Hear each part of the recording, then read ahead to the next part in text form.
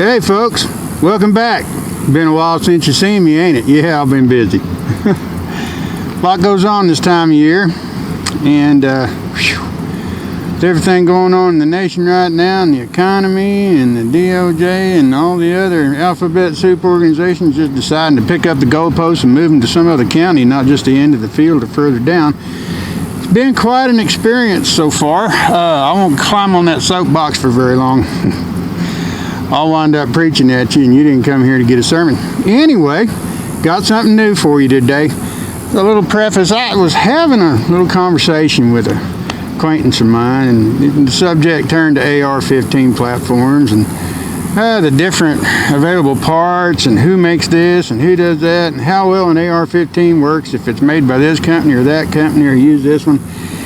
And as most of you guys know, there's probably just a half a dozen places that make all the AR-15 parts in the damn world probably, and everybody gets to stamp their name on them. Just depends on who bought it and wants to put their name on it. But basically, when it comes to mil spec, they're all just about the same, really. It's hard to find any great differences in them. Anyway, he wouldn't have any of it, and he wasn't hearing it. He decided, and he wanted to tell me straight out that, you know, if you're going to buy an AR-15 or build one, you need to use parts. All the parts need to come from the same company. That's just the only way to do it. They ain't going to work otherwise. So I went ahead and told him, well, I can understand how you might think that. I'd really hate to try to clobber together parts from a Winchester Model 70 or Remington 700 and a Damtica to try to build a gun. Maybe you could do it, I don't know, if you took the pieces from the right places. But anyway, I decided to just give him a little demonstration, and he's not out here with me today because he works really weird odd hours and he's gone most of the time. So anyway, I'm shooting this video for him, and I hope if he sees it, he takes a little of this to heart to come to understand what it was I was trying to tell him. Basically, when it comes to mil spec AR-15 parts, you're more or less, if you're getting at least good quality parts, they should all work. You ought to be able to take 6 different AR-15s, bust them down to their individual pieces, and I mean all the way to the springs, throw all the pieces in a barrel and roll it around for a little bit, and then dump it out and build 6 ARs, and they all ought to work. That's the theory. And usually that's how it is most of the time. So I told him I'd go ahead and get a little project to help demonstrate this. So today we have for you the Brad Branch Special Heinz 57 Mutt-Gun. Okay, now this is your basic AR platform. It's brand new. I have not fired one bullet through it yet. I've checked the headspace to make sure it's going to be safe, but other than that, it has not ever had a round in it other than the test chamber. And it is truly a mutt because it's made from all sorts of different stuff in different places. Now let's go ahead and start at the fore end. Obviously that's an ASR mount for a Silencer Co. Chimera 300. Alright, it's sitting on a 16-inch barrel from Ballistic Advantage with a 1 in 7 twist rate. Regular AR-15 profile. It's in 300 Blackout. And it's kind of a twinge because a lot of people say, oh, 16-inch barrel, 300 Blackout. Man, you might have some issues with different rounds, subsonic, supersonic. You know, maybe one will work, maybe one won't. Maybe they'll all work with a suppressor on, maybe they won't, and maybe only one will work well. You know, subsonic gets a little iffy. So that's something we're going to have to find out. I can't say yes or no at this time because I don't know, I ain't shot it. But that gas system, that gas block and that gas tube are Spikes Tactical, so there's a different manufacturer. The fore end, the handguard, full Picatinny rail, dim lock, and it's from Magpul. Then you got your upper receiver, and that puppy is just right out of the store, Aero Precision, just right off the shelf, strip, of course, and built that up. I built this gun up. I didn't buy it like this. The lower receiver is an Anderson milled billet receiver. The bolt carrier group is Fail Zero nickel boron, full-size M16. The lower parts kit is a mixture of Aero Precision, Delcon, and the DPMS pieces and springs. And there's parts in there from all three of them, because I test fit each part and I find the one that I like to fit up the best. I build one, I don't just clobber it together. I want to find stuff that has the best fit, the best feel. Fire control group is, and I hate them, but I didn't have the money to go out and buy a $200 drop-in, and that's about all you can find nowadays on the quick. It's just a regular mil-spec single stage fire control group. The rear piece, the buffer tube, is from XTX. It's a whole package assembly, buffer, spring, and tube. Furniture on the rear is Magpul, off the shelf at Academy. Optics on it, of course, Vortex Spitfire. And really doesn't have a whole lot of different, extra gewgaws on it or anything like that. It's just a little Heinz 57 Mutt. So we're gonna see if the old adage is true that it's all got to be born out the same calf to be worth a shit. And without further ado, let's go ahead now. Let me back up on that. We're going to try, on the initial run, we're just going to shoot some supersonic. Not going to use a suppressor, just going to go straight. It's going to be noisy. And then we'll test some subsonic without a suppressor. Then we'll put the suppressor on and test both styles of rounds again. And then we're done with that. If it's working right and doing its thing, we'll go ahead and set up at 50 yards and zero that optic, because it's never been on this gun before. It ought to be pretty close, but it's never been on this weapon before. So without further ado, let's go ahead and grab a stick of ammo, slam it in this bad puppy, and see if this mother humper sings. What do you say? Stand by. All right.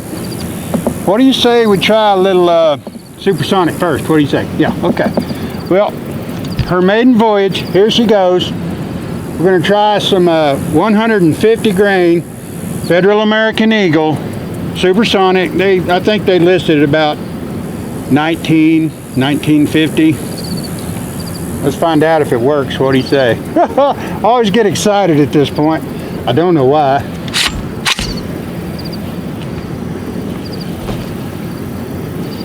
Yeah.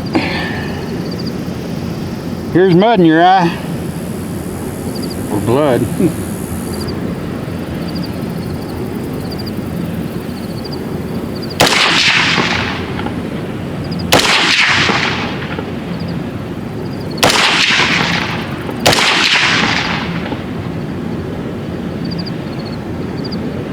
So far, so good.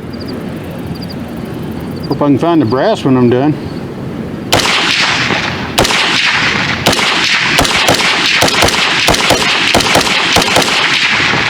They all look like they're going to the same place. That's good. They're flying somewhat rearward, but with a pistol link gas system, I could expect that. A little retarded, but it's a 16-inch barrel.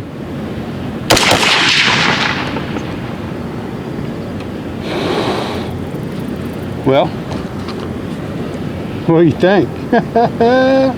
All right. Her maiden voyage, not a hitch. Locked open, empty mag. Yeah, baby. Let's try a little sub. What do you say? Now this is SIG performance ammo. That's a 208 grain or a 220. Let's see how it does in a 16-inch barrel without a suppressor. Up to hijinks.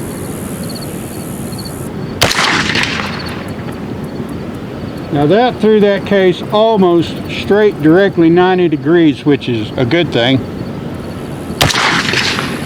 That case fell 5 inches from it.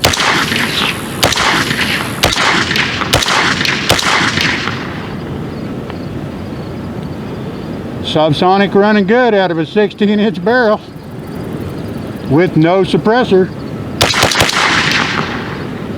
I like it. Alrighty, stand by and let's go a little further into this dive. What do you say? Be right back. Alrighty, now we got the suppressor on, and I've got a 20-round magazine in.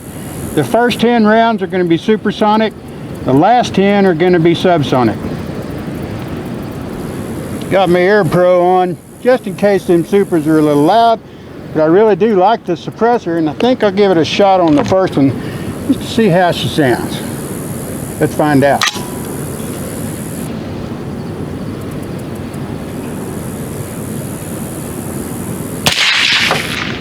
Well, hell, that ain't bad at all. It bounced the case off that truck. I'd say the gas went up just a little, wouldn't you say?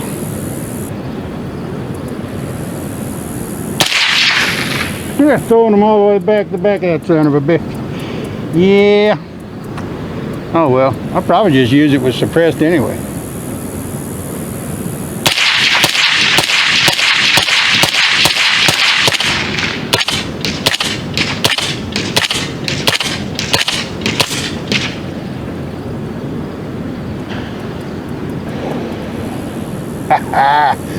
I love the smell of Poured out in the morning. Smells like victory. Hey buddy, I think it's safe to say you can Heinz 57 mutt the shit out of an AR platform, and if you just hand fit, cherry pick, know what you're doing, I don't think you got much to worry about. Alright, we're going to turn around and get some things reset. Going to go ahead and grab some more ammo, give this puppy a chance to cool off a little bit, pick up some very expensive brass, and turn around and go ahead and sight this puppy and get ready for some accuracy testing and some up close and personal function check. Stand by. Alright folks, hey boys and girls, welcome back to the other side of the range. Gonna take the Heinz 57 Mutt and got a 30-round magazine. Half of it's supersonic, the other half subsonic, and we're just gonna run the plates, see what kind of performance we can get. Now I did take this side over to the other side on the 0 range and got it pretty well centered. Not an absolute perfect, but it ought to be good enough for killing noisy shit. So without further ado, what do you say we make some noise? I'm down.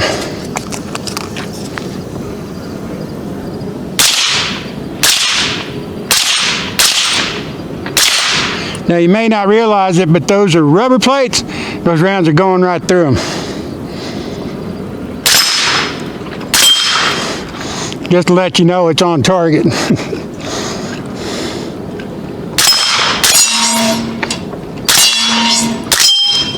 Now we're into the subsonics. Now we can make noise. A little bit of noise. I will tell you, with no wind, it's a smoky bitch, but that's all right. Gotta miss one. Don't want to look like an expert. Collateral damage on the paint can.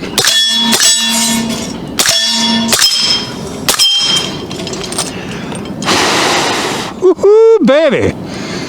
A yawn fighter army smoky. But she run like a champ. Ate every one of them, sub and suppressed. And that puppy is hot, I guarantee you. Well, buddy,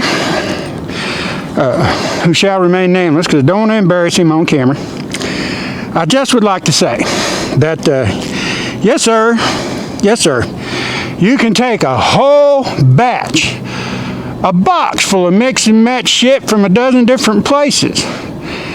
If you put them together right, you check and test, my friend, that son bitch will work. Well, hey, I'm glad you guys stopped by to see me. Like I said, I apologize for being so far between videos. I've had a lot of people stopping in, leaving some good comments. I appreciate that. Like I said, I'm just an old redneck with a tiny paycheck. I don't monetize. This is just a habit. And I hope you guys like what you see. If you do, go ahead and, at the risk of sounding like Brandon Herrera or Kentucky Ballistics, God, I love them guys. Or Demo. If you liked it, hit that like button. Let me know. If you thought it was shit, hit the dislike and leave a comment too. I don't care. You ain't gonna hurt my feelings. I've been in the Army. But subscribe if you like. Try to keep more stuff coming. Just going to take a little bit. Between all the BS and horse shit coming out of Washington, D.C. and all the stuff we're having to deal with, the price of hamburger meat, $6 goddamn a pound. And that's in a place where people process it just down the road. And they got to charge that much just to get their goddamn money back. You know what a load of fertilizer costs to go put on a field? $8 grand. $8 grand, and you ain't got the whole field done. It's way fucked up, and it's the tools like this that we may very well need later on down the road if shit doesn't start getting healed up real fast. So like I said, guys, thanks for stopping by. Thanks for dropping in at that like button. To all my fans out there, if I have any, I don't have any OnlyFans. I'm too fucking old and ugly to have that. Thanks for stopping by. I love you guys. Come back and see us. Check us out again when we're going to wind up doing something pretty fucking crazy again. Who knows? See you later. Bye.